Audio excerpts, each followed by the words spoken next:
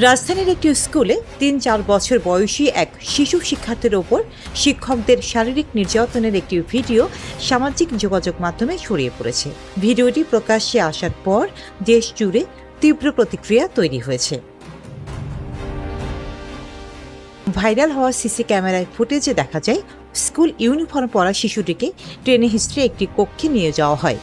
সেখানে গোলাপি শাড়ি পরা এক নারী শিক্ষিকা শিশুটিকে টেবিলের সামনে বসিয়ে বারবার চড় মারেন এবং উচ্চ স্বরে ধমক দেন। কিছুক্ষণ পর একজন পুরুষ শিক্ষক শিশুটির মুখের সামনে স্ট্রাপলার ধরে ভয় দেখান। শিশুটির বয়স ও মানসিক অবস্থার কথা বিবেচনায় নিলে এই আচরণ অত্যন্ত উদ্বেগজনক।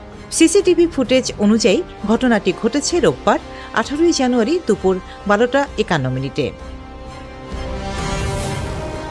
ভিডিওটি বুধবার সামাজিক যোগাযোগ মাধ্যমে ছড়িয়ে পড়ার পর আইন শৃঙ্খলা বাহিনীর নজরে আসে বিষয়টি।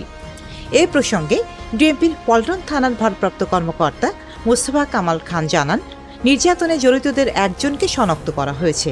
তিনি প্রতিষ্ঠানটির পরিচালক শারমিন আক্তার।